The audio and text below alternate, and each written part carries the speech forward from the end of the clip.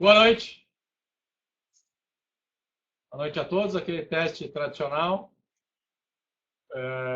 Todos ouvindo. Som, vídeo, tudo certo? Peço alguma confirmação de alguém. Beleza? Ótimo. Obrigado, Alexandre. Boa noite a todos. E quando eu disse a hora da verdade chegou, eu me referia ao Trump. Obviamente, a gente tem um acontecimento de impacto, pelo menos imediato, mais relevante, que é a morte do Teori Zavascki.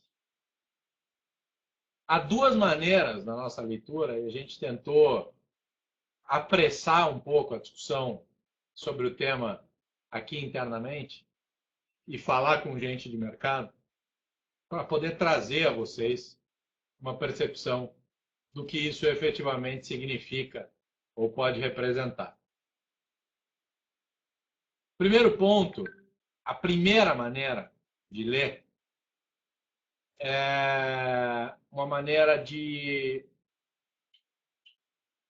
inevitavelmente, as discussões sobre a forma, as causas e o contexto no qual a morte do ministro do Supremo Tribunal Federal aconteceu vão levar a uma série de discussões e muito se debate sobre não somente o que aconteceu com Eduardo Campos, Celso Daniel e afins. Isso poderia ou poderá eventualmente levar a uma percepção de insegurança institucional importante.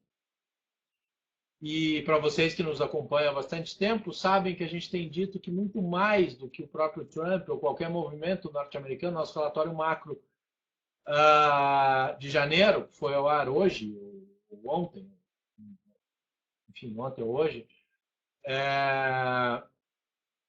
fala que nós deveríamos nos preocupar muito mais com os nossos próprios fantasmas do que... Eu até espero que a gente tenha tirado essa expressão do texto, porque dado, e não tenha sido literalmente isso, embora a ideia fosse essa, que ela vai ter uma conotação péssima. Aliás, eu vou revisitar o relatório para caso esteja essa expressão, eu vou mexer nela. Agora, o Brasil precisa retomar, de fato, a confiança, a credibilidade. Os movimentos da nova equipe econômica são fundamentais no resgate dessa credibilidade, dessa percepção de visão de longo prazo. Então, uma das visões ligadas a tudo que pode derivar do ocorrido com o Teori Zavascki pode dar uma percepção, sim, de insegurança institucional. Esta é uma visão muito mais típica da característica brasileira, da história recente que vivemos e da proporção da dimensão a essa tragédia. Há uma segunda maneira, um tanto mais pragmática, mas que não pode ser desprezada, de se olhar para o ocorrido. O ministro Teori Zavascki conduziu ou validou ou suportou boa parte das decisões do juiz Sérgio Moro e, por consequência, da Operação Lava Jato. A substituição do ministro na condução, como relator, ou como principal nome dentro do STF no suporte à Lava Jato, aumenta a probabilidade de um período menos intenso na velocidade da Lava Jato, das tramitações ligadas à Lava Jato dentro do Supremo Tribunal Federal e, por consequência, reduz o risco de instabilidade institucional e de, sendo mais objetivo, como eu disse, a segunda visão era muito pragmática, de afastamento do presidente Michel Temer.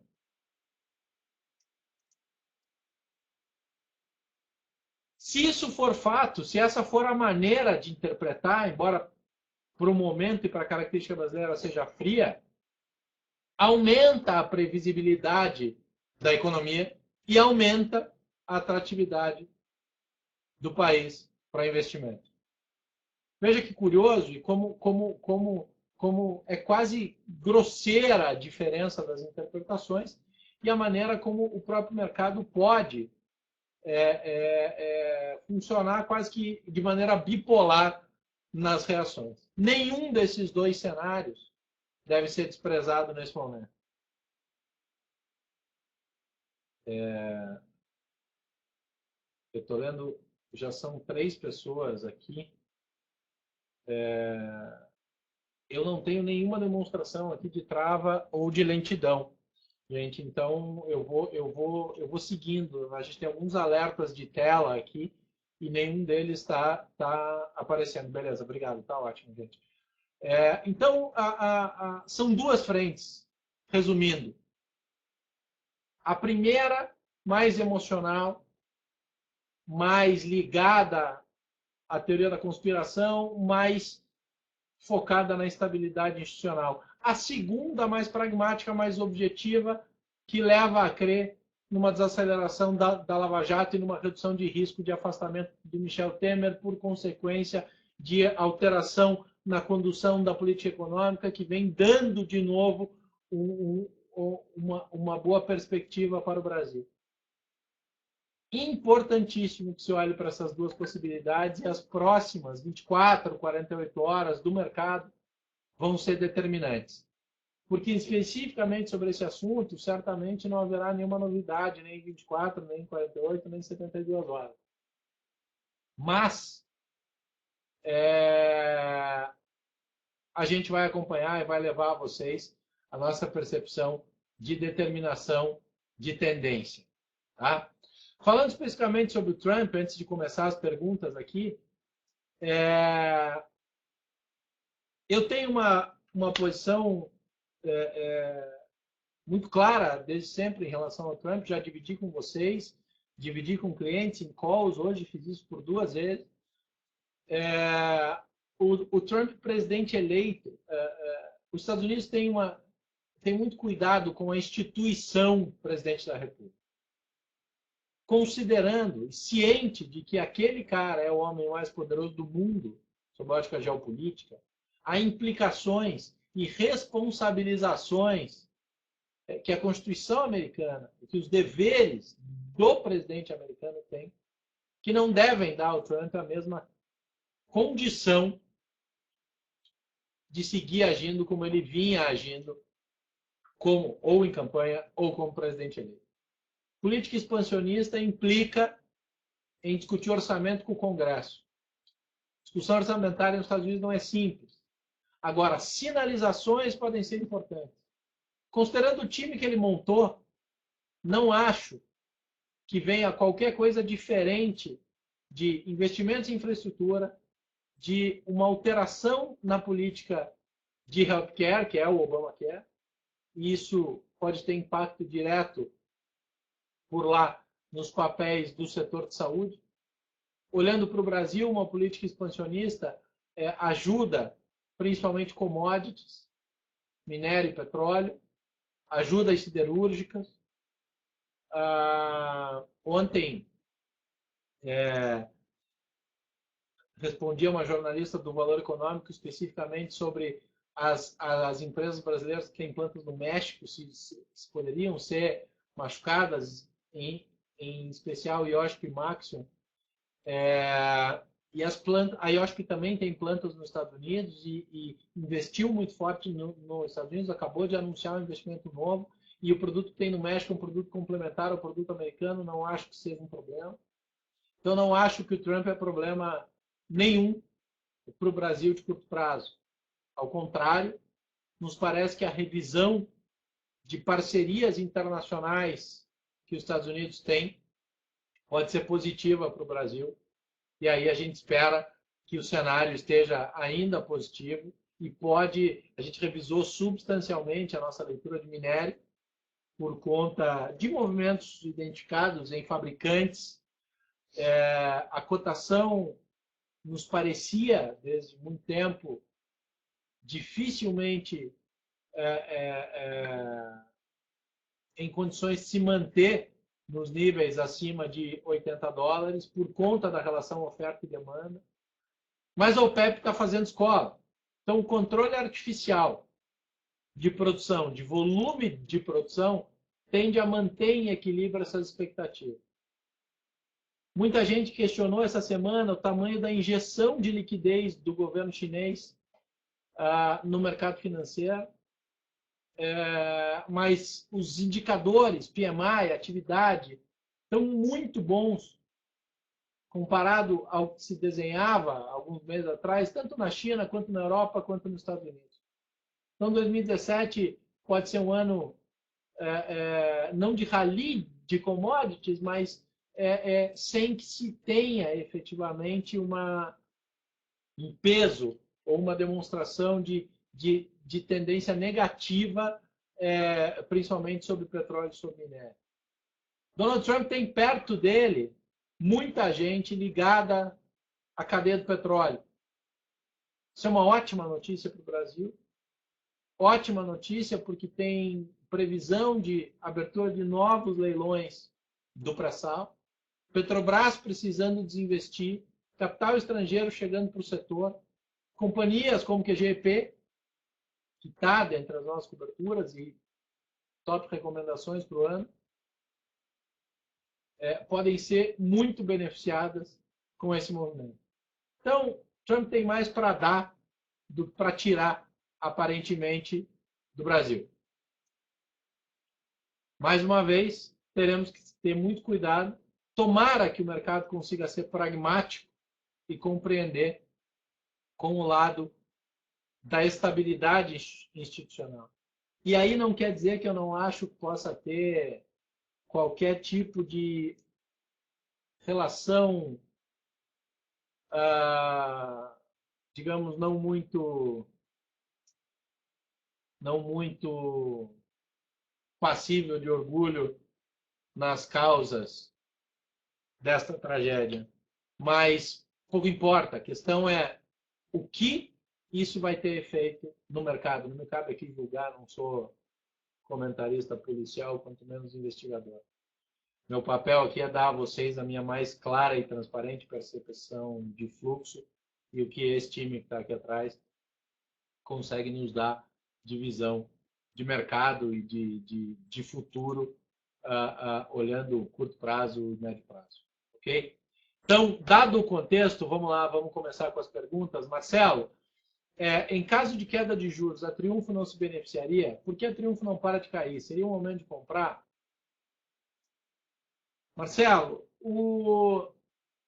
sim, Triunfo, como todas as companhias alavancadas, é bastante beneficiada com a queda de juros. Triunfo fez uma captação importante em dólar, para quem importa muito mais a oscilação do câmbio do que a queda na taxa de juros, porque a taxa de juros é pré-fixada em dólar. Tá? Então, a última captação feita no ano, da emissão de debêntures na operação com o Farallon, não é alterada por conta da Selic, mas as discussões com o BNDES, com os bancos, atualmente sendo discutidas em Consebra, em Conser, e nas rolagens podem ser bastante alteradas com a tendência muito clara de queda de juros. Então, sim, pode ser beneficiado. Por que Triunfo não para de cair? Bom, tem algumas combinações aí. Um news flow muito negativo, muito negativo. A gente emitiu um comunicado ontem aos clientes. Ontem não, foi ontem. Antes de ontem, aos nossos clientes, complementando a análise de Triunfo com a nossa visão desse news flow negativo. E o que eu posso dizer a vocês é que a gente tem impressionado demais a companhia no sentido de ter uma atitude da sua área de relações com investidores muito mais proativa, evitando que o news flow negativo tenha tanto impacto e tanto peso sobre as ações. Acho que a visão de que a Triunfo não para de cair, embora ela seja inegável, principalmente pelo que se viu ontem,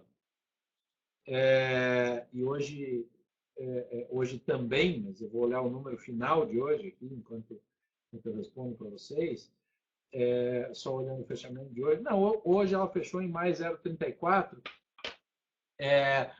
Eu acho que a queda de ontem mostra uma coisa boa e uma coisa ruim. A ruim é exatamente isso que vocês estão reportando, que é uma pressão vendedora. A boa é que a gente está muito perto do piso da ação. Muito perto do piso. Então, a nossa recomendação segue a mesma para Triunfo, mas, desde o lançamento, esqueçam o curtíssimo prazo com Triunfo. A Triunfo precisa fazer os desinvestimentos e precisa equalizar os seus vencimentos de dívida de curto prazo para que possa tirar de si e do papel o peso para que ele possa andar e aí entregar o upside muito mais proporcional à sua característica de geração de receita futura e patrimônio. Tá? É um ativo de risco importante, complexo e controverso. Mas para multiplicar o valor como o potencial que ele tem, sem assumir risco também não vai ser muito simples de encontrar. Tá? Então, vamos lá. Hans, boa noite, obrigado de novo. Neto, o que está acontecendo? Veio a queda dos juros, um novo cenário, não deveria tomar atrativas boas empresas, e o que vimos foi PDG, Rossi, Viver subindo 100, 150, fluxo ainda vencendo o fundamento. É que, na verdade, você pega a PDG, por exemplo, o PDG virou penny stock, né? Então a proporção, o valor é muito baixo e sim, é muita especulação em cima desses papéis. Como eles estavam muito, muito, muito deteriorados,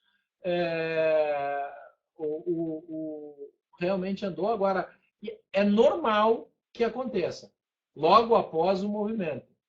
Continuo ressaltando, 2017 é o ano em que o fundamento tende a vencer o fluxo, mas nós estamos em 19 de janeiro, não começa a brigar comigo porque eu errei, porque eu ainda não errei. E a gente tem muita convicção de que é isso que vai acontecer como comportamento de mercado. Aliás, convido vocês a ler Isto é Dinheiro dessa semana, que eu falo especificamente sobre PDG, sobre Rossi e sobre o setor de construção civil em matéria da Flavinha Gallenbach. Beleza? Esqueça esses papéis que estão tradando curto prazo. Esqueça. É muito difícil prever o que acontece com ele. A volatilidade é muito forte. Então, vamos lá para a próxima.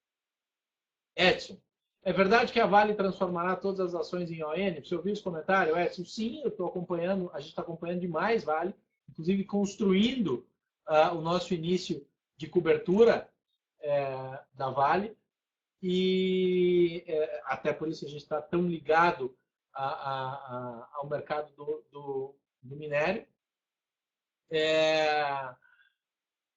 Transformará as ações em ON ainda não é uma certeza. É fato que os acionistas estão rediscutindo o acordo de acionista do tempo da privatização em 97 tinha 20 anos, vence agora. E essa união das ações pode efetivamente acontecer. Isso é bom. Acho que a unificação, a melhora nas práticas de governança, aumento na transparência e a concentração de liquidez é positivo para a companhia, mas isso não é a decisão. Muito se fala em um acordo de acionista de 6 anos, que poderia, ao final desses 6 anos, retirar o controle da mão de qualquer um dos acionistas, transformando no que a gente chama de True Corporation, né? Uma companhia de controle diluído. Seria espetacular para a Vale.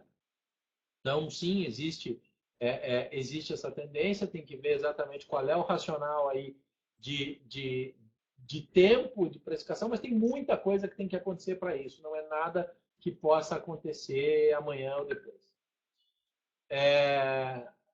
Hering perdeu o rumo. Bom, Hering, a gente vem questionando bastante o modelo. Então, uma semana que eu me pergunto de Hering aqui. Ela tem uma combinação interessante entre indústria e varejo. Vem usando um modelo que eu até já vou falar um pouco de Springs daqui a pouco, que transfere para a ponta, ou seja, para o franqueado muito do CAPEX. Mas a Hering não conseguiu fazer o trabalho de substituição das importações, foi muito penalizada pelo câmbio, machucou demais. Os números divulgados ontem não são ruins, são péssimos. Nós temos um modelo bastante conservador para a Hering, os números vieram piores do que o nosso modelo, que é, por definição, conservador. Então, acho que a Hering tem um challenge violento pela frente aí, até virar. Não acho que ela, nesse momento, está longe de ser uma das preferências no setor. Hans, quando eu digo piso sobre TPIs, o mercado bateu e ela não passou desse lugar onde ela está, 2,80, 2,90, chegou 2,70, mas ao final do dia subiu de novo. Acho que é por aí. Me parece e aí não estou falando, bom, vocês já me conhecem, sabem que eu não estou falando eu não estou falando de análise gráfica, mas eu estou falando de piso mesmo, porque em algum momento a distorção fica tão brutal que se o papel chegar nesse ponto, independente do que está acontecendo ao redor com a companhia, você tem fluxo comprador. Então, eu acho que pode ter desenhado isso. Então, para quem tem apetite para o risco, acho que esperar que caia muito mais do que está é irreal. Bruno, eu tenho anotado aqui, Bruno, o e-mail e a pergunta sobre Springs. Springs, a gente está atualizando o modelo. Springs dá para comprar. É um papel que deve andar muito. A gente republicou no nosso Twitter ontem o call dado pela Eleva no último relatório em 22 de novembro e a minha entrevista em vídeo dada no Infomoney, no Comprar ou Vender. Até citamos ontem uma frase que eu disse, para quem não olhou ainda, Springs está na hora de olhar. Isso foi em 22 de novembro. Ela basicamente dobrou de valor nos últimos dias. E nós sempre dissemos que o gatilho para a aceleração da Springs era a queda consistente na Selic. A queda veio, a demonstração de ritmo veio, e conforme previsto, a aceleração também veio. É um papel que pode andar muito mais do que onde ele está, mas não é desprezível o fato de que quem não entrou a 4,50, a 4 e qualquer coisa, entregou, obviamente, um pedaço do upside. Mas ela ainda negocia a 0,5 book value, que é bastante baixo para a característica dela e para a sua posição de ativos. Então, Springs, mesmo com essa alta, ela não me assusta ainda. Eu respondi para vários clientes, não eu necessariamente, mas a Gi e o nosso time respondeu para muitos clientes nesses dias sobre Springs, se era hora de sair, e a gente tem convicção que não, até porque o simples ajuste do custo de capital já eleva o preço-alvo substancialmente. Então, Bruno, fica tranquilo. E dá para entrar sim.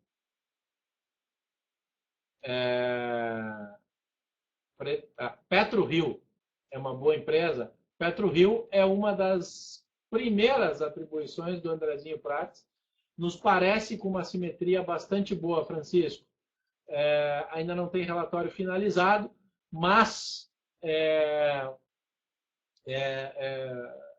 uma empresa que a gente está olhando com bons olhos, tá? Com bom potencial de upside e que se beneficia muito de um eventual fluxo de investimento norte-americano para o setor de óleo e gás brasileiro. Tânia, Estácio tem oscilado bem nesses últimos dias. Algum motivo específico? Qual a sua visão quanto a esses papéis? Estácio e Croton, eu sou muito claro. Eu acho que eles não têm nenhuma solução para o nó regulatório ainda. Eles não sabem o que vai ser de si pós-fusão. O mercado acelerou demais esses papéis quando desde o primeiro anúncio da proposta da Croton,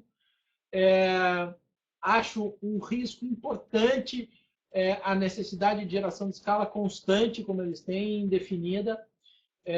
Convido a todos a ler o texto da Natália Viri no Brasil Journal, do Geraldo Samor, ontem, falando sobre a Laureate, ou a matéria do Jornal Globo ontem, que eu inclusive dei entrevista sobre a Pearson e as suas dificuldades de gerar indefinida escala no setor educacional. Croton e Estácio optaram por um modelo de financiamento que joga para dentro da empresa educacional o risco de crédito. A combinação de risco de crédito interno com a necessidade de geração de escala tira do nosso radar de risco tanto Estácio quanto Croton. Não à toa a nossa escolha no setor é Anima. Tá? Então vamos lá, Bruno. Eu entrei, mas queria comprar mais, agora não sei o que fazer. Já te respondi, Bruno. Springs vai tranquilo. Você vai ajustar teu médio um pouco para cima, mas se você já comprou, você tem espaço. Trump amanhã já está precificado. Estou certo? Mais ou menos. Porque assim, o Trump, dentro de uma condição normal, ou seja, salvo uma barbaridade, completamente fora do radar, sim, a resposta é sim, ele está precificado, e como eu disse na abertura do TV 11 de hoje, eu acho que pode sim beneficiar principalmente o mercado brasileiro. Álvaro, ontem entrei em Rossi e PDG, foi um desastre. O que você acha, né? Álvaro, eu acho que desastre foi o que eu abri comentando, o que aconteceu com o Teori, mas eu não teria entrado em Rossi e PDG por nada no mundo.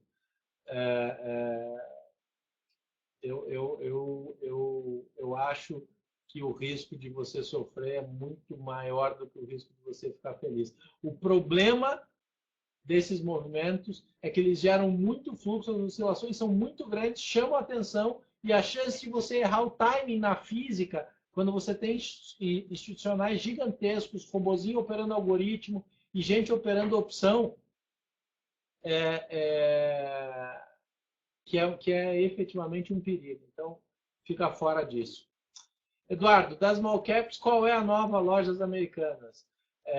Então, eu não vou te contar qual é a nova Lojas Americanas, porque o nosso call de Lojas Americanas vende esse papel, então não é isso que você quer saber. Você quer saber qual é a companhia que certamente vai gerar atratividade e altos retornos. A gente tem na nossa carteira uma combinação bem importante disso.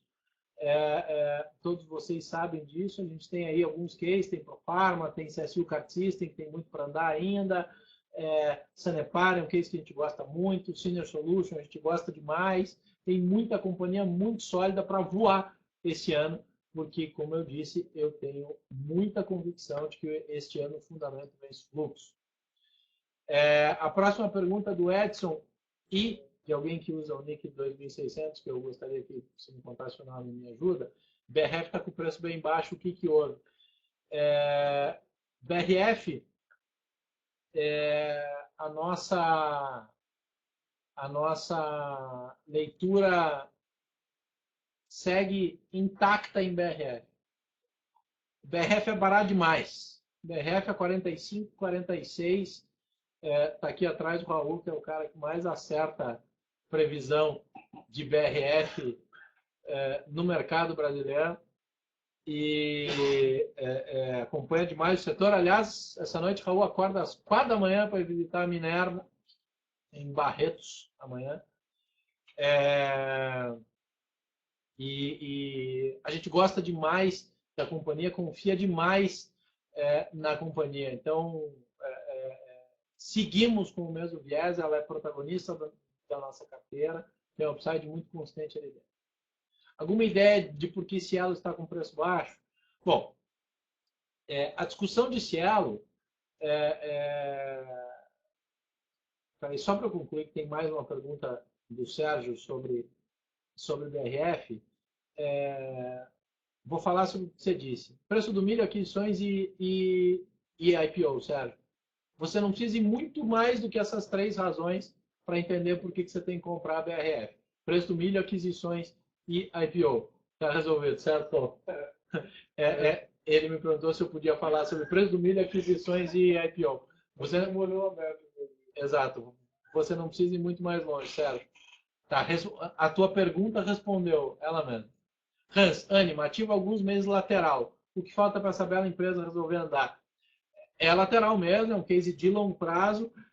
Segunda-feira, terça-feira tem reunião com o top management de novo. Esse ano foi muito difícil para a Anima, porque o news flow foi muito positivo para as outras, especulativo do setor educacional. Procurem o que está acontecendo com a Pearson. Procurem. É o cara que comprou o Wizard aqui no Brasil. É um caso de um gigante multinacional que esqueceu qualidade e foi buscar quantidade. Olhem o que está acontecendo com seus resultados. Se o mercado brasileiro é invariavelmente nos principais setores um reflexo atrasado do que acontece nas economias maduras, vale você dar uma olhada. Porque o modelo, como eu chamei no Twitter ontem comentando com alguém, esse pink cérebro de vamos dominar o mundo vai ser cada vez mais substituído pelo modelo qualitativo e esse é o diferencial da Anima. A Anima tem ticket médio maior, evasão menor, as aquisições são mais estratégicas, índices, presença mais sólida em lugares com IDH maior, está usando demais a tecnologia para desenvolver modelos modularizados, híbridos entre educação presencial e educação à distância, e tem um foco que é transformacional na educação, que é o foco muito menos no conteúdo que é entregue e muito mais no conteúdo que é absorvido pelo aluno. Isso faz diferença na empregabilidade e no salário de quem sai de lá. E esse é o case dessa companhia. Eles estão fazendo um trabalho bastante decente nos últimos 60, 90 dias, junto a investidores internacionais, nacionais e internacionais, de apresentação do projeto de longo prazo. Vários de vocês tiveram a oportunidade de vir aqui no Eleven Day, em que o Daniel Castanho, presidente, fez uma apresentação para os nossos clientes sobre o case. Enfim, é um case de longo prazo, Hans, mas um baita ativo, uma baita empresa que a gente confia demais. Não à toa ela é, desde o lançamento da Eleven, protagonista da nossa carteira. CCR, por que não andou com a queda da Selic? CCR, na minha leitura, já andou demais, Ivaldo. CCR está perto do que ela deveria estar. Tem aí agora uma discussão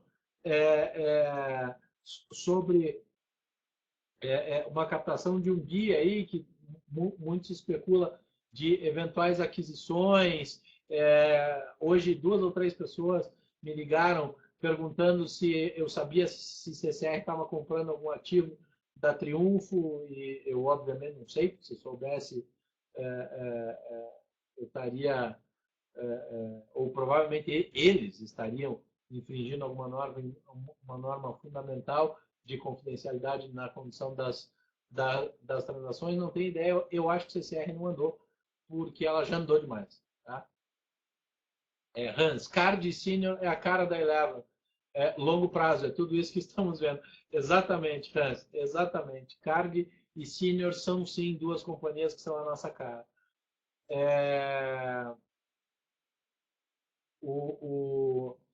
Poderia comentar sobre o Rumo? Posso. O Rumo tem muita expectativa, uma expectativa de uma super safra.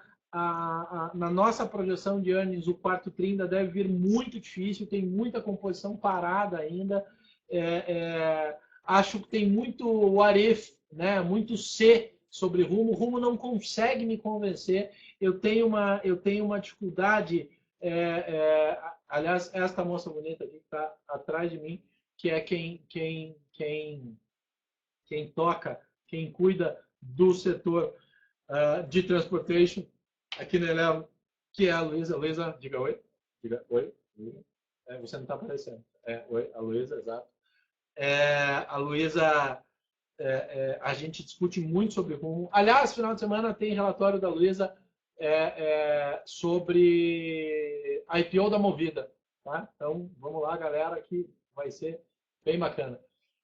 Então, o Rumo não consegue me convencer com as questões de governança. Pode explodir? Pode. Na minha leitura, precisa me convencer. Tá? Já vou falar sobre Cielo. Tá? Eu já vi a pergunta sobre Cielo, já vou falar. O que você pensa sobre MIO, International MIO Company? Me parece que está bastante descontado.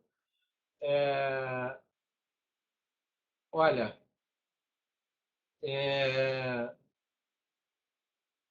acho que não.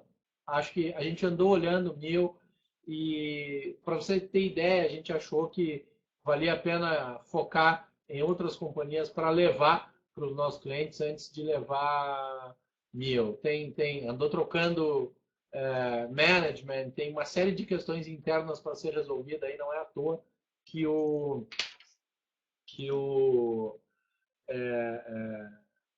papel está do jeito que está. Tânia, você poderia falar sobre o COI S&P 500? COI nesse momento, atrelado à variação do S&P,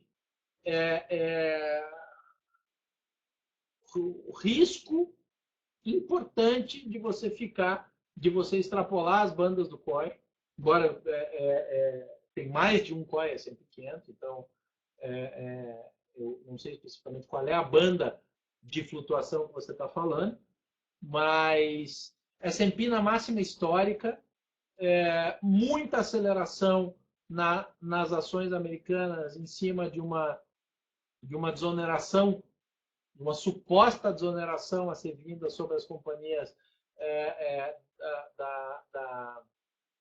do tax release a ser dado pelo Donald Trump.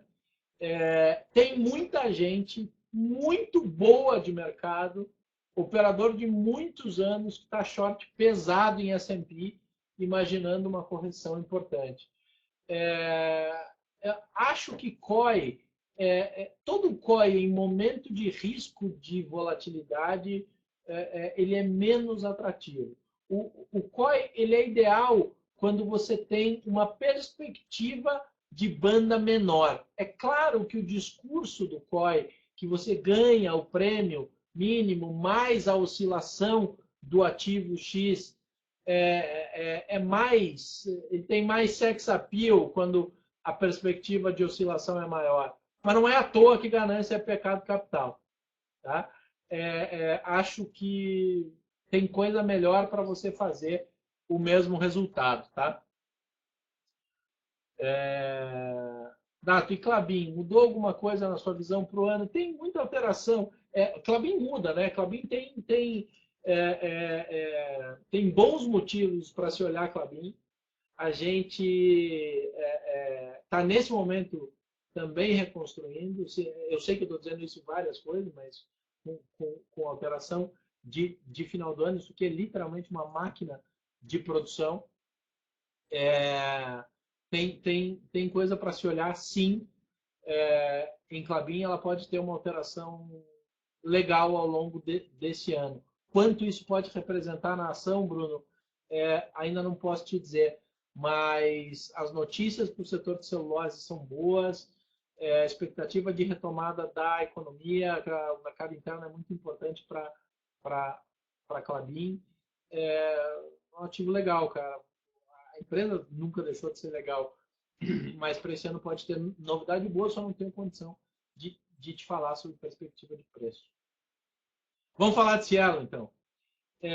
Cielo, a nossa Super Beatriz Martins, nossa analista de financials. Opa, opa, opa, opa, opa, opa, opa. Oi, gente. Voltou normal ou não? Na hora que eu ia falar de Cielo, saiu, né? Voltou normal? Alguém pode me dizer se está ouvindo legal aí? Tá, voltou, beleza.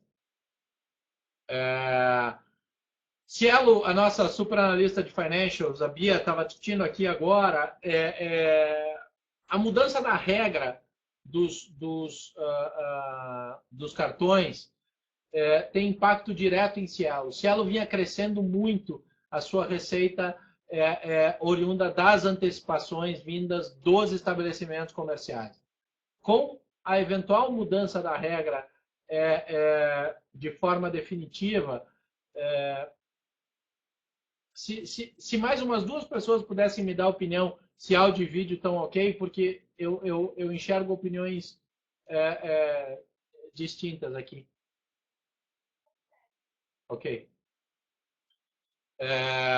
Então, eu agradeço. Cielo caiu e levou a TV Eleven junto, foi ótimo. Então tá ótimo. Então, Cielo ainda tem muita incerteza sobre o que pode acontecer com o modelo da companhia. É super sólida, tem certamente um caminho grande pela frente, mas acho que até que se resolva, até que fique claro exatamente qual é a nova regra e quais são vou chamar de banda de flutuação aí ou poder de adequação ou de adaptação da Cielo a uma eventual regra, fica difícil precificar. A gente está neutro em Cielo. A Bia estava discutindo hoje que está muito difícil, porque como a Cielo antecipou a sua divulgação, é uma das primeiras a divulgar, eles estão em período de silêncio. Então, uma das últimas informações que é fundamental para determinar a precisão dos nossos modelos, que é a abertura a abertura dos números ligados às transações, ao total de transações, deixa muito sensível a característica das margens resultantes dessas projeções. Então, o melhor que eu tenho a fazer é seguir neutro em Cielo nesse momento. Exato, Hans. You got it, meu amigo. Siri, hoje saiu a notícia que a ANP vai leiloar alguns campos de gás. Probabilidade de QGEP participar desses leilões? Siri, o QGEP, porra, uma máquina pronta para escalar. Caixa líquido do tamanho do market cap, uma das mais gritantes assimetrias da bolsa. Sim, QGEP pode participar. Eu acho que ela pode participar. Ela tem Manati, que é o seu campo principal. Como é o nome do outro campo? Campo de Atlanta. Enfim, QGEP, porra, quando eu vi hoje o tamanho da queda de QGEP, me parece uma janela espetacular de entrada. Cielo, sim, Cielo tem GetNet, tem a Card. Cielo tem cada vez mais concorrente. É um mercado que está ficando bastante difícil e o desafio é complexo. Marcelo, pessoal, quem quer fazer trade pode comprar ou vender todas as tranqueiras da bolsa, mas investimento tem que escolher empresas que sempre estão crescendo, dando lucros e dividendos. Marcelo, boa, Marcelo, é isso aí, cara. A gente fala demais disso aqui, né? Vocês sabem, a Eleven nasceu, agora tem, em breve, clientes carteira full e renda variável vão começar a ver o resultado de meses de pesquisa, de recomendações para swing trade, que, veja, não é day trade, não é análise gráfica, mas swing trade são operações de curto prazo, operações de long short. Tá? Então, tem muito espaço para a Bolsa, mas, mais uma vez, a gente acredita demais que o ano é ano de fundamento. E aí, se você quer bater o mercado, é aí que você tem que estar com o risco controlado. Ah, mas meu amigo fez 40% em PDG em 2 dias. É uma verdade incontestável. Por outro lado, o papel derrete numa velocidade incrível. Ontem bateu 3,50, hoje, ou anteontem, fechou a 3,50 naquela explosão.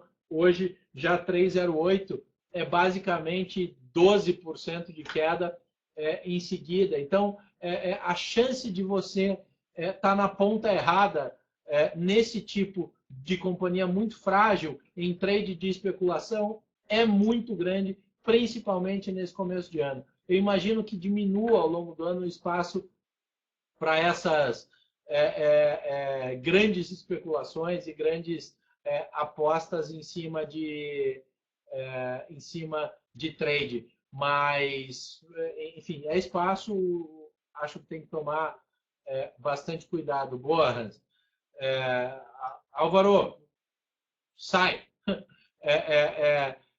Cuidado com a esperança, tá, Álvaro?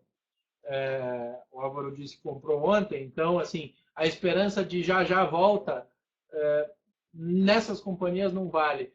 Mais vale reconhecer o erro e dizer, cara, errei o timing. Acontece com todo mundo, acontece com a gente, acontece o tempo inteiro. É melhor reconhecer, remontar a posição em ativo consistente, que você pode buscar isso com uma velocidade importante. Tá? Acho que eu queria demais convidar vocês a ler o relatório macro.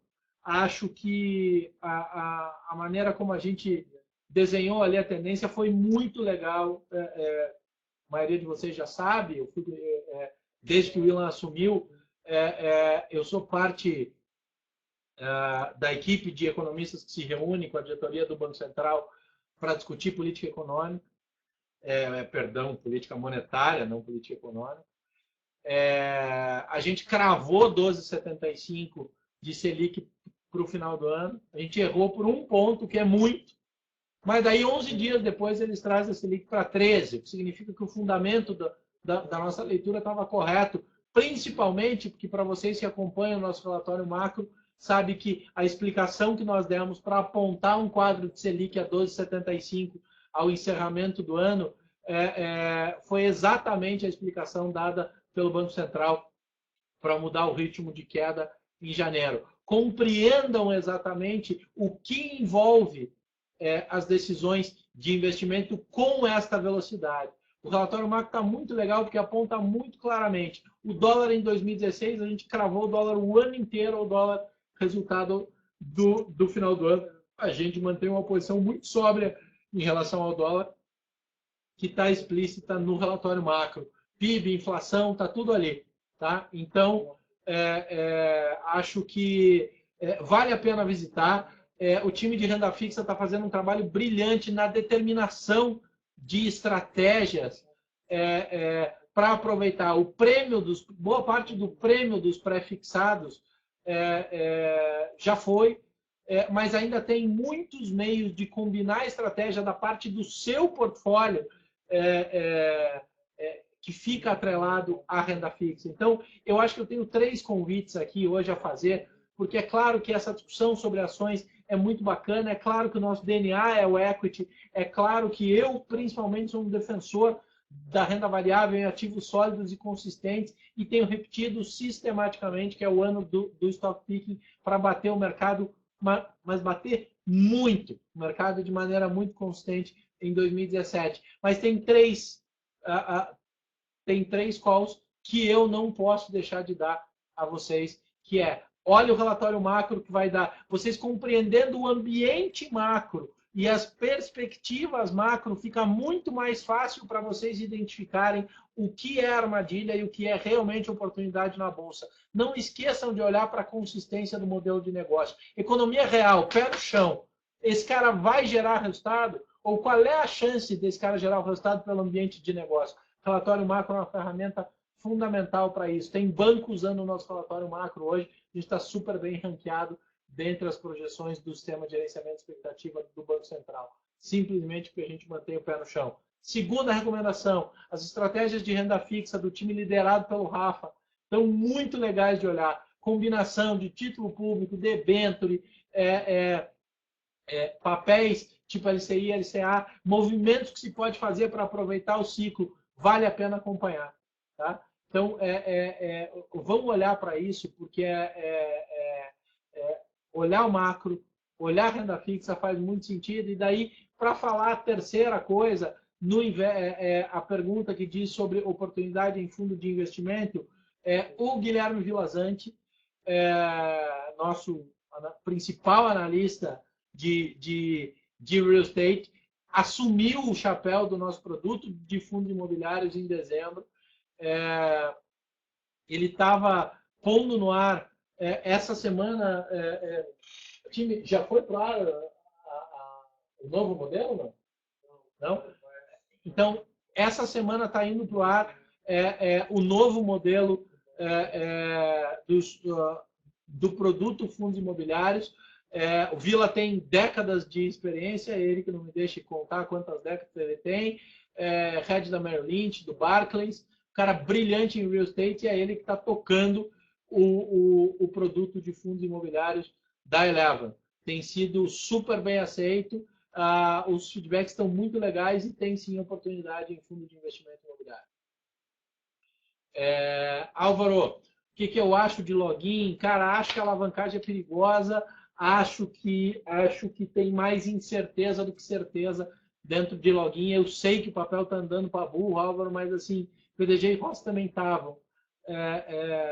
Login, tenho ressalvas importantes sobre quão sólido é essa aceleração. Tem muita gente muito grande movimentando esse papel, Álvaro, que pode criar alguma distorção de percepção, de tendência ou só de fluxo. Tá? Ainda sobre Cielo, temos GetNet e Card no páreo, mas as novas regras não vão impactar todos do mesmo jeito. Por exemplo, o cartão de crédito Nubank já disse que não conseguirá continuar no mercado com as mudanças no adiantamento do crédito aos estabelecimentos. Como ficam os demais? Sim e não, tá? Porque os serviços são diferentes e a relevância de cada uma das verticais do business, operação de cartão, são completamente diferentes. Então, é mais ou menos como dizer que Suzano, Fibra e Klabin são impactadas do mesmo jeito, porque as três são papel e celulose.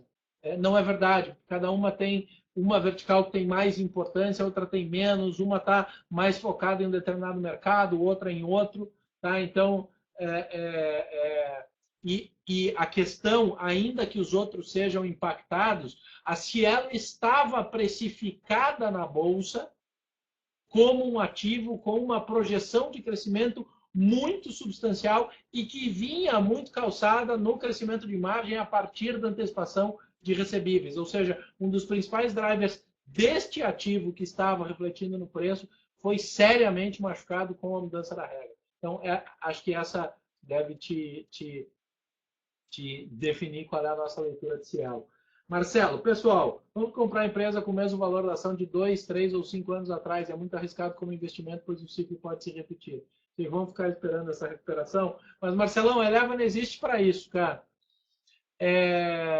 Tier 3 é direcional, né? Se eu não estou enganado. Direcional posicionada num nicho relativamente defendido, tanto quanto MRV e Tenda. Tem aí, ainda depende de financiamento público,